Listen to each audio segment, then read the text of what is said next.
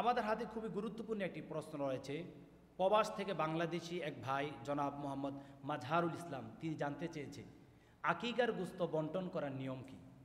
আমরা এর পূর্বে এক আলোচনায় বলেছিলাম বাচ্চার যখন সপ্তম দিন হবে 7 দিনের দিন আকিকা করা সুন্নাহ, 7 দিনের দিন চুল কাটা সুন্নাহ, 7 দিনের দিন উত্তম নাম রাখা সুন্নাহ, 7 দিনের দিন তার জন্য কিছু সাদগাহ করা সুন্নাহ বলেছিলাম।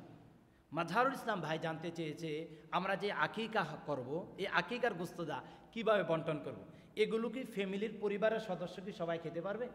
আমাদের সমাজের মধ্যে একটি কুসংস্কার রয়েছে। অনেকে বলে আকিকার গোশত যেই বাচ্চা জন্মলাভ করেছে তার বাবা খেতে পারবে না, তার মা খেতে পারবে না, তার দাদা দাদি খেতে পারবে না। এটা একটা কুসংস্কারমূলক কথা। আকিকার গোশত আর কুরবানি গরুর গোশত অথবা কুরবানি পশুর গোশত দুই গোশতর বন্টনের ডিসিপ্লিন এক নয়। কুরবানির গোশতগুলো দান করা হয় শুধু আল্লাহ তাআলার নামে, অর্থাৎ কুরবানি করা হয় শুধু আল্লাহ তাআলার নামে, আর আকিকা করা হয় আল্লাহ তাআলাকে সন্তুষ্ট করার জন্য, আপনার ছেলের জন্য অথবা আপনার মেয়ের জন্য।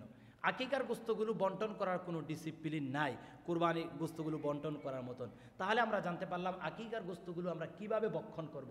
এটা কি এতিমদেরকে দিয়ে দেব নাকি কোনো মানুষদেরকে ডেকে এনে দিয়ে দেব? না, আকিকার গোশতর বন্টন করার বা আকিকা গোশতর খাওয়ার প্রধান হকদার হচ্ছে যে বাচ্চা জন্মলাভ করেছে, অর্থাৎ জনাব মোহাম্মদ সলিমুল্লাহ, জনাব মোহাম্মদ কলিমুল্লাহ, ছোট্টময় শিশু, আজকে 7 দিন হয়েছে।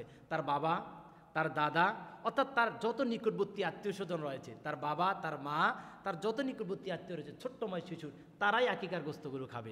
রাসূল বলছেন যদি আকিকার গোশতগুলো নিকটবর্তী আত্মীয়দেরকে খাওয়ানো হয় এই বাচ্চার প্রতি ওই নিকটবর্তী আত্মীয়দের ভালোবাসাটা আজীবন বেড়ে যাবে। সুবহানাল্লাহ।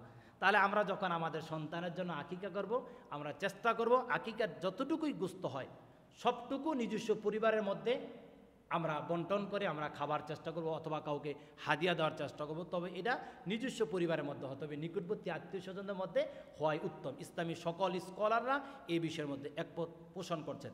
তাহলে জনাব মোহাম্মদ মাজহারুল ইসলাম ভাই যেটা জানতে চেয়েছিলেন আকিকার গোশত কি কোরবানির গোশতের মতন বন্টন করতে হবে? না, আকিকার গোশত কোরবানির গোশতের মতন বন্টন করা লাগবে না।